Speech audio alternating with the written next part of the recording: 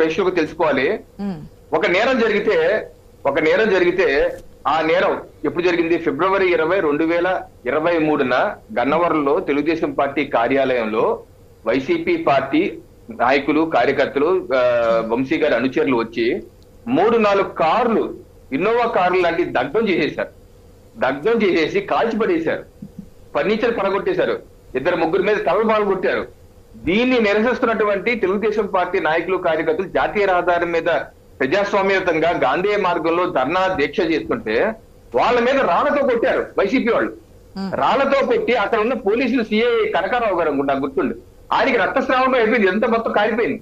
ఇంత జరిగితే ఆశా గారు కనీసం ఒక్క అరెస్టు ఆ ప్రభుత్వ హయాంలో ఒకరిని అరెస్ట్ చేయలేదు. ఇది సమంజసమా? అంత నేరం జరిగితే ఒక్క అరెస్ట్ కూడా చేయకపోతే దానికి మరి ఆ కారు దగ్ధమైపోయిన యజమానులకి న్యాయం ఎవరు చేస్తారు? వాళ్ళు న్యాయం చేయాలి కదా.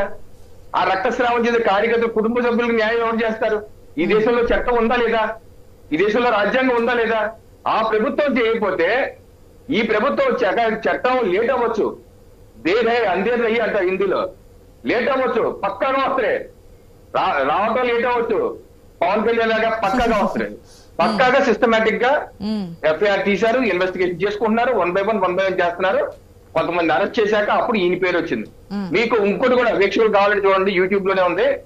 ఫిబ్రవరి 20, 2023 వల్లభనేని వంశీ గారిని సాయంత్రం పూట ఒక ప్రముఖ ఛానల్ ఇంటర్వ్యూ చేసి అడిగింది, వంశీ గారు మీరే ఈ ధ్వంసరచన చేశారట, మీరే దీని వెనకాల ఉన్నారట, మీ ప్రోద్బలంతోనే మీ కార్యకర్తలు అందరూ వెళ్ళి చేశారట కదా, మీ దీని మీద సంజాయిషి ఏంటి అంటే ఎక్కడ 5 నిమిషాలు ఆయన సంజాయిషీలు ఎక్కడ ఇది నేను చేయలేదని కానీ, నాకు సంబంధం లేదని కానీ, ఇది పొరపాటు ఎవరు చేసినా పొరపాటుని కానీ చర్యలు తీసుకోవాలని ఎక్కడ అనలేదు.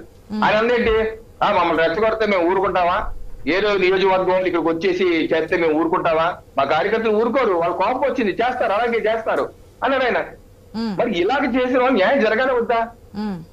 అలా చేసేసి తప్పించుకుని వెళ్ళిపోతే, ఒక్క అరెస్ట్ కూడా చేయకపోతే మరి సంవత్సరం తర్వాత వచ్చిన ప్రభుత్వం దాని మీద ఇన్వెస్టిగేషన్ చేసి పోలీసులు సిస్టమేటిక్ వెళ్ళి కోర్టుకు హాజరుపరిచి చేస్తుంటే దానిలో తప్పేంటి?